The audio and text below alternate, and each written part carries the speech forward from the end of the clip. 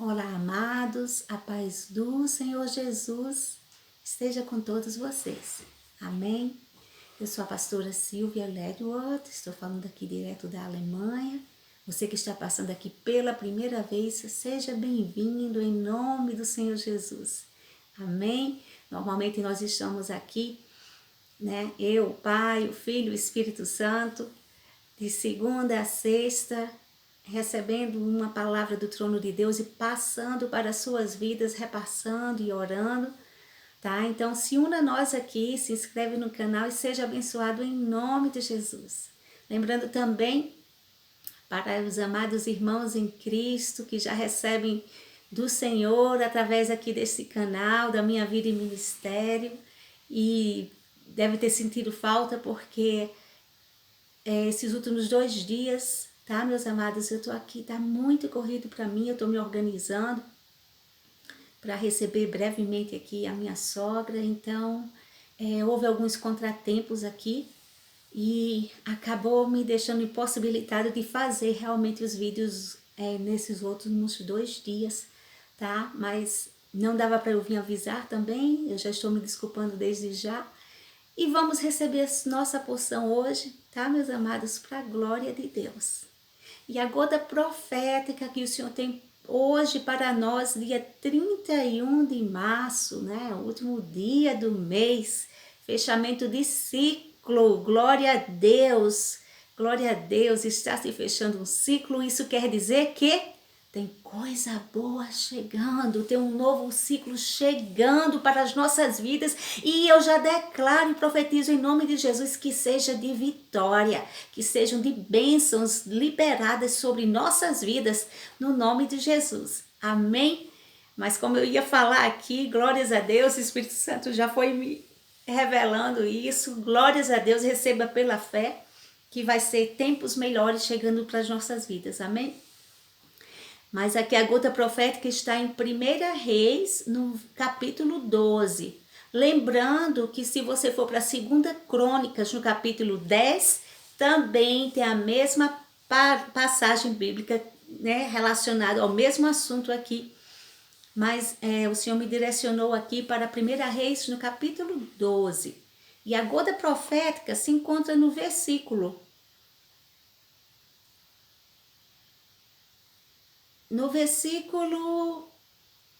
deixe-me ver aqui, no versículo 5, que nos diz bem assim: Roboão respondeu: voltem a mim daqui a 3 dias. Então o povo foi embora. Meus amados, que situação era essa? Roboão é aqui o príncipe, filho do rei Salomão, neto de Davi, e assim também o sucessor do rei Salomão para o reinado.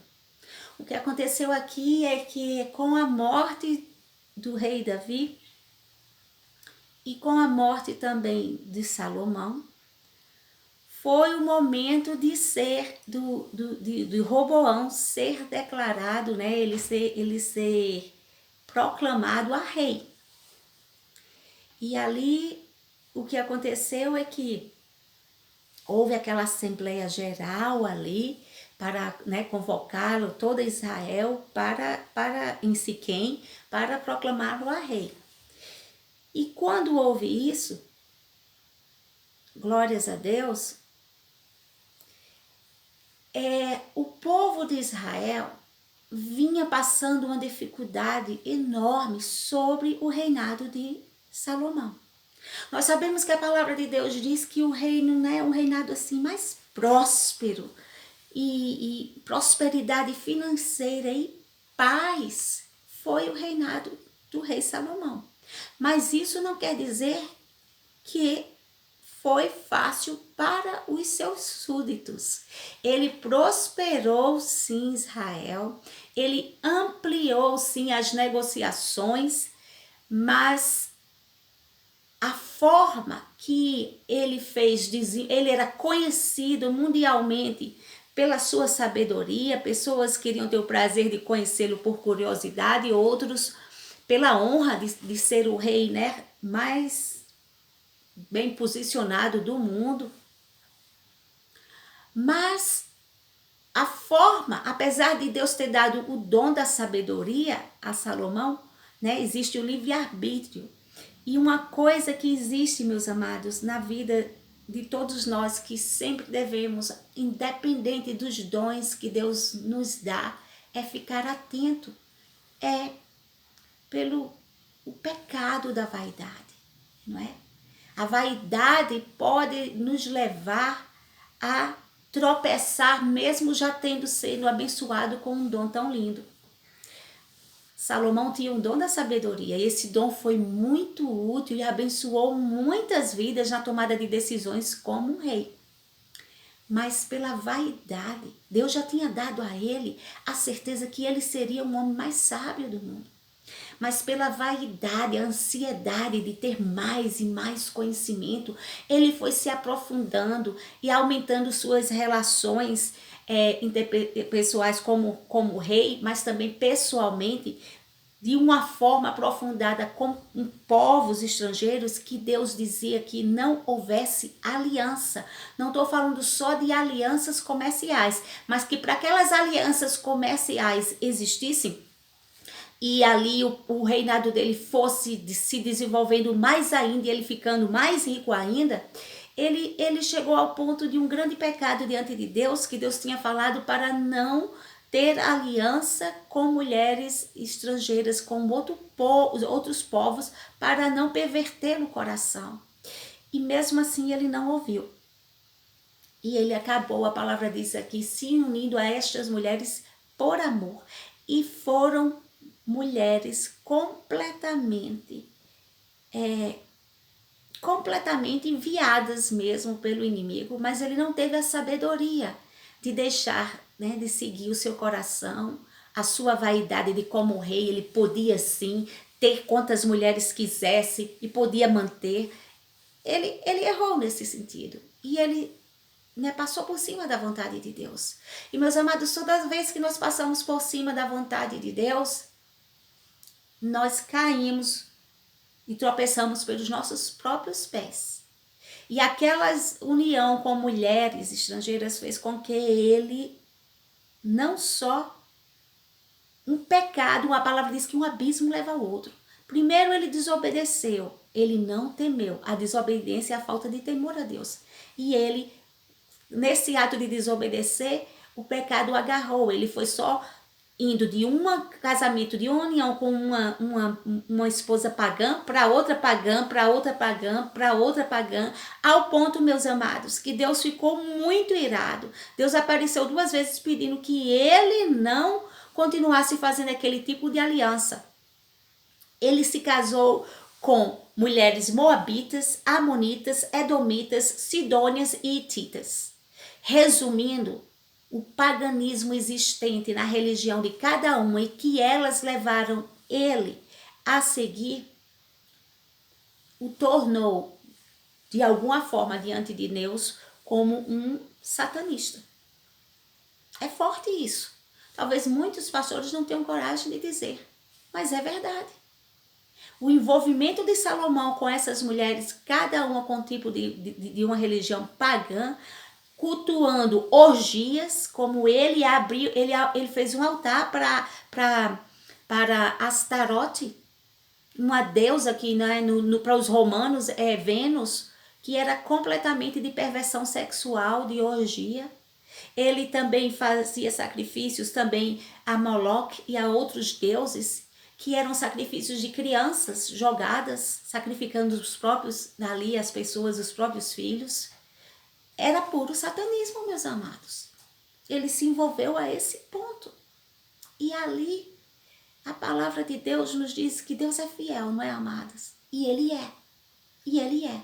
Porque havia uma promessa sobre o reinado de Davi para sempre. Nunca faltar um descendente dele no trono.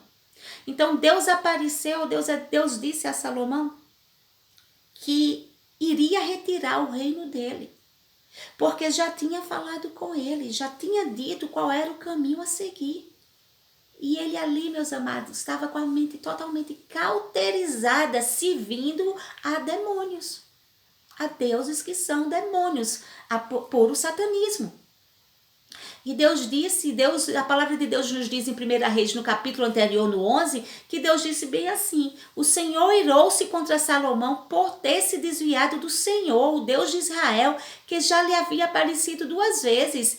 Embora ele tivesse proibido Salomão de seguir outros deuses, Salomão não obedeceu à ordem de Deus. Então o Senhor disse a Salomão: já que essa é a sua atitude, e você não obedeceu à minha aliança, aos meus decretos, os quais lhe ordenei, certamente lhe tirarei o reino e o darei a um dos seus servos. No entanto, por amor a Davi, seu pai, não farei isso enquanto você viver. Eu o tirarei da mão do seu filho. Mas não tirarei o reino inteiro. Eu lhe darei uma tribo por amor de Davi, meu servo, por amor de Jerusalém, a cidade que escolhi. E assim, nós vamos agora, depois dessa introdução, para a palavra de hoje aqui em 1 Reis, no capítulo 12. Glórias a Deus. Glórias a Deus. E ali nós vemos, meus amados, aqui nós vemos aqui em 1 Reis, no capítulo 12, a reação do seu filho, quando ele foi tomar posse.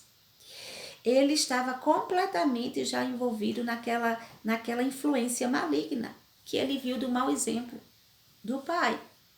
E ele chegou ali naquele momento, no capítulo anterior, nos diz que Deus tinha dito isso, que ia tomar o reino. E qual foi a forma que aconteceu? Deus levantou ali entre Israel, Jeroboão, né, que era de Jerusalém, e ele fez com que Salomão visse nele um homem valente e colocou ele como a guarda, para a guarda da casa de José.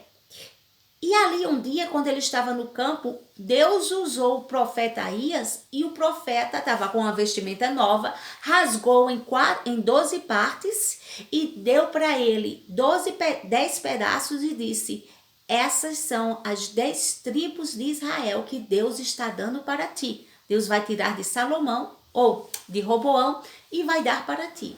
Então, eu imagino que ele ficou entusiasmado, apesar de ter sido só entre ele e o profeta. Ele logo falou, chegou aos ouvidos de Salomão. Salomão o perseguiu para matá-lo, não é? Porque quando um homem está sem a direção de Deus, ele acha que ele tem o controle e ele tenta fazer tudo para não sair do poder, como Saul pensou algumas vezes que tinha o controle.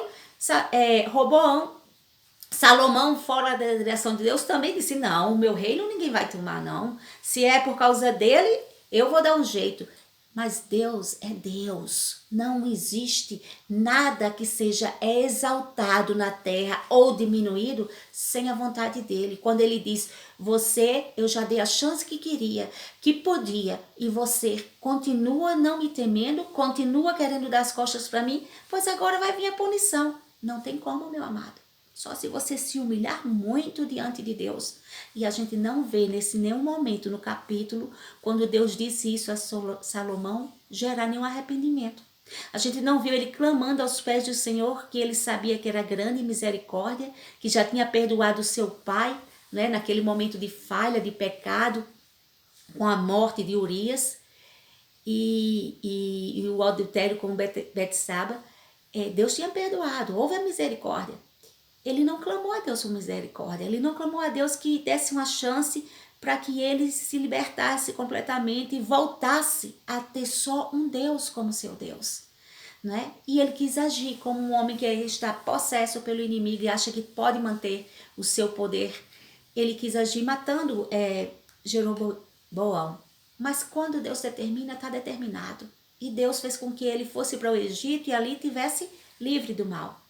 Quando ele soube que o rei Salomão morreu, né, o próprio Israel, aquele outro grupo que estava muito infeliz com o governo de Salomão, porque para manter tantas mulheres, todas princesas, com um nível altíssimo, né, de qualidade de vida, e todo o luxo, e todo o glamour, e todas as orgias que ele estava fazendo, o custo disso foi muito alto. E ele aumentou muito os impostos e fez o povo de Israel estar sofrendo tanto como se fosse um povo escravizado. E não foi para aquilo que Deus o levantou. E o povo sofreu.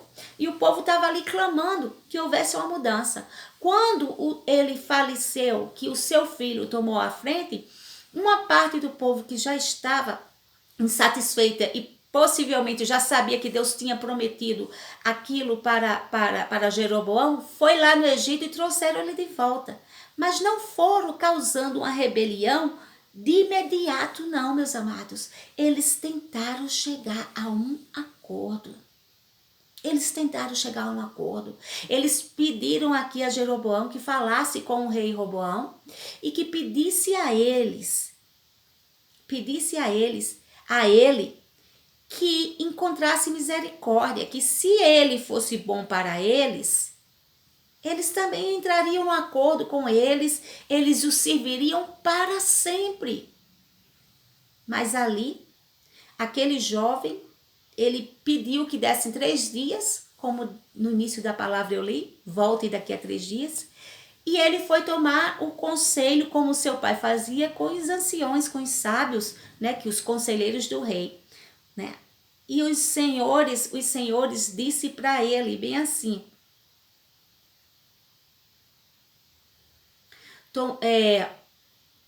se hoje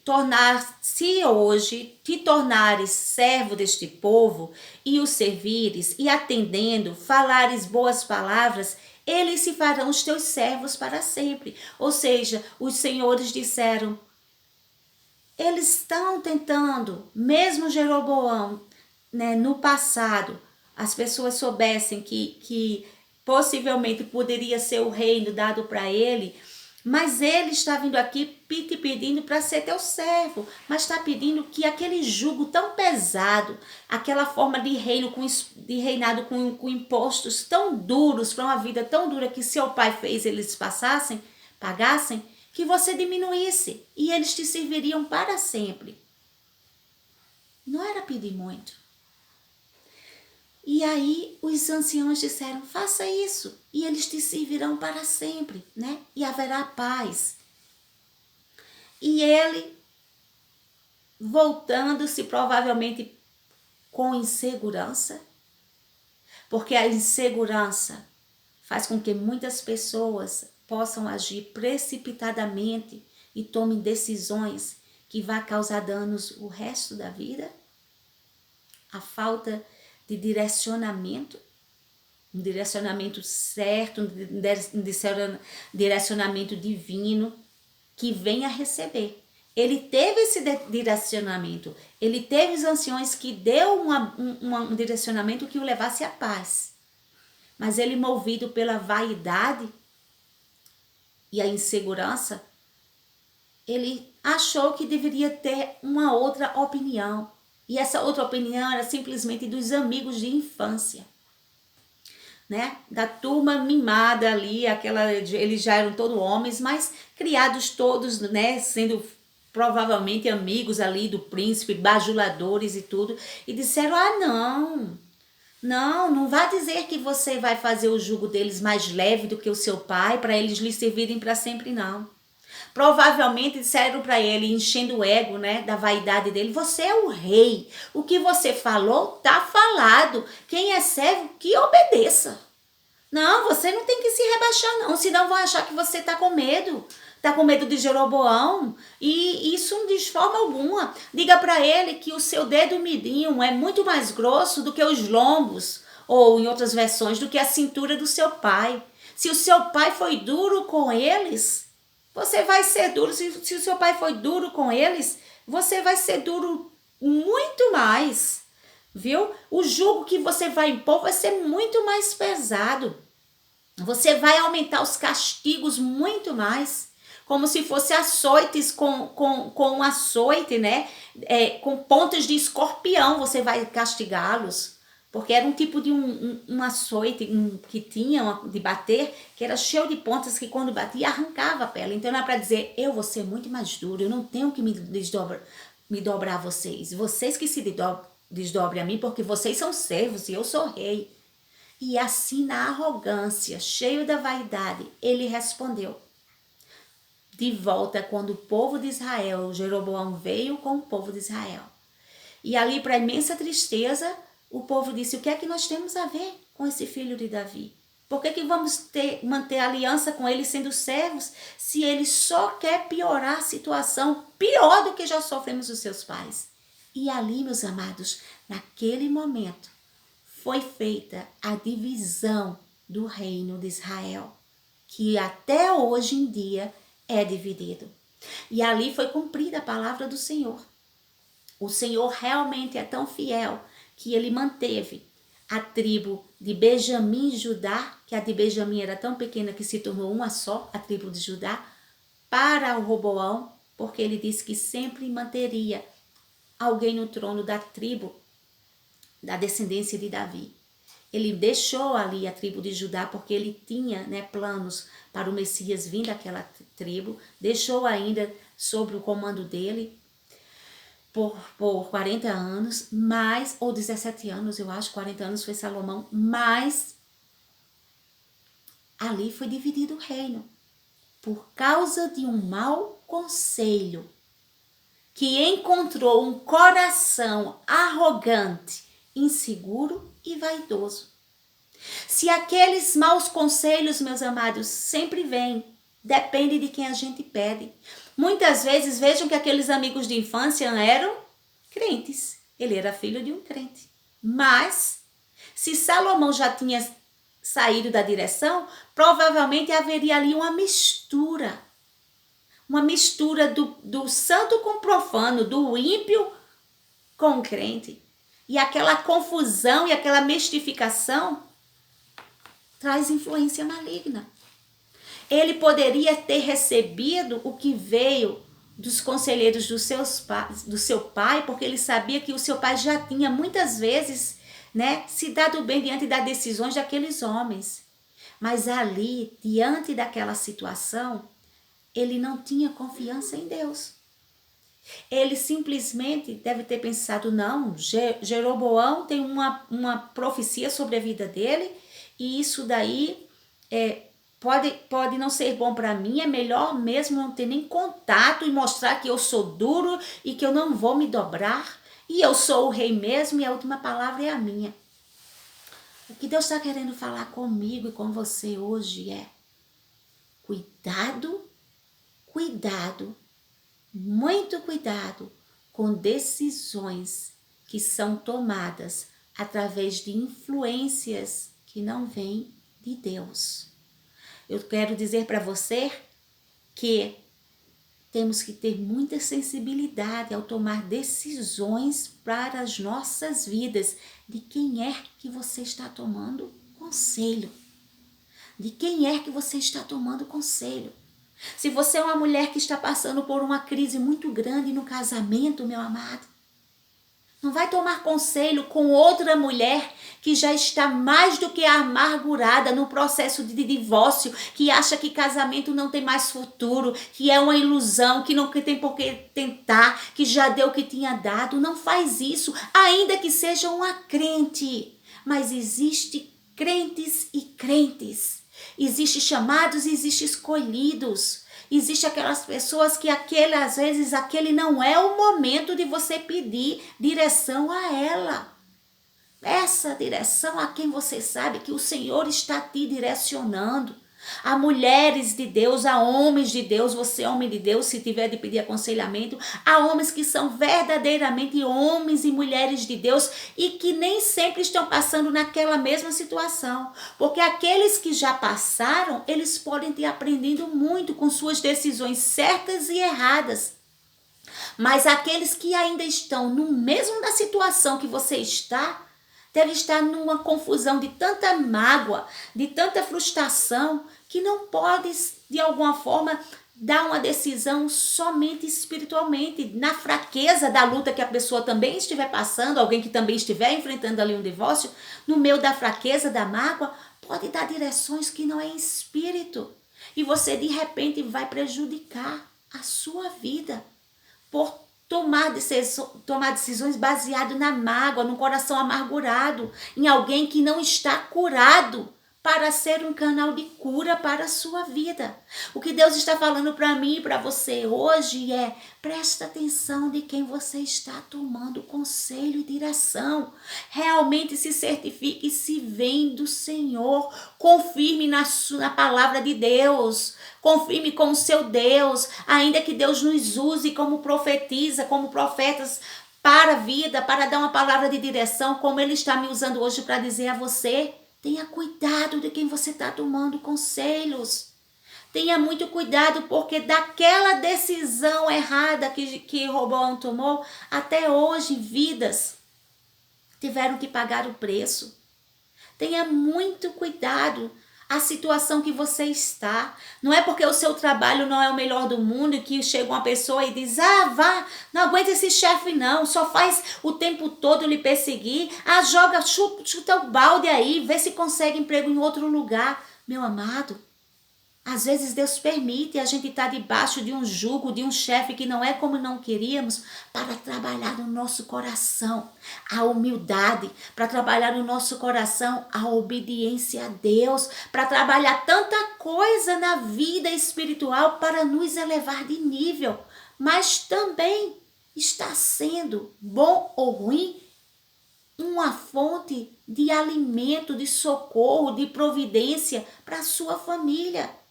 Então não joga tudo no ar, num ato de precipitação, deixando a ira entrar no coração, escutando o primeiro conselho errado, porque está tão difícil.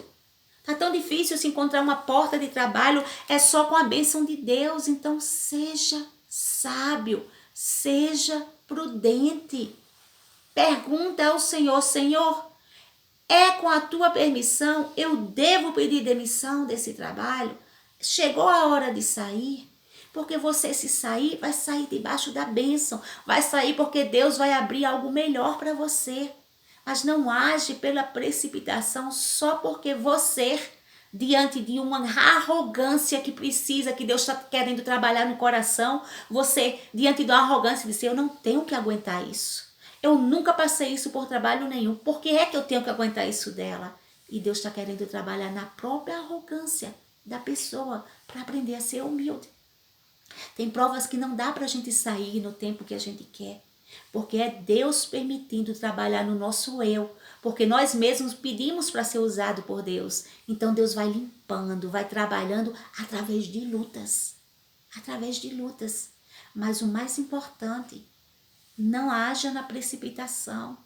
Veja de quem você está recebendo conselhos e, acima de tudo, confirma com Deus. Deus é aquele que nos dá a direção. Quantos casamentos destruídos por causa de um conselho errado. Quantas vidas financeiras em problemas por causa da arrogância, de não querer aguentar aquilo que não aguenta mais, não aguenta mais aquela perseguição e acha que tem que sair quando não era ainda o tempo de Deus. Não houve qualquer conselho que seja da boca para fora para aquele outro, mas que a consequência, quem vai pagar é você. Quem vai sofrer é a sua família. Pensa bem, é isso que Deus pede para me te falar hoje. Tá, meu amado? Em nome de Jesus. Deus pede prudência. Deus pede humildade. Deus pede perseverança. Deus pede paciência. Não vai dando reviravolta nesse ministério, tirando todo mundo de lugar, mexendo, porque aquela pessoa, você não se sente bem, não é aquilo que você queria. Deus está trabalhando. Deus trabalha com os servos, mas Deus trabalha também com a liderança. Muitas vezes Deus coloca alguns servos que são difíceis de lidar, mas Deus coloca ali para trabalhar no próprio líder a humildade, a dependência em Deus, a confiança. Então seja humilde, seja paciente, seja sábio, em nome de Jesus. E você vai ter vitória, porque quando nós nos permitimos ser tratados por Deus nas áreas que ainda mexe conosco, e nós permitimos e esperamos o tempo de Deus, permitir ser tratado por Deus, é não dar um só passo nos nossos próprios passos, mas em tudo ter a permissão de Deus, além da oração, a confirmação, e se Ele disser ainda não é tempo de sair, ficar. Ainda não é tempo de desistir, lutar. É isso que Deus diz para você hoje. Amém?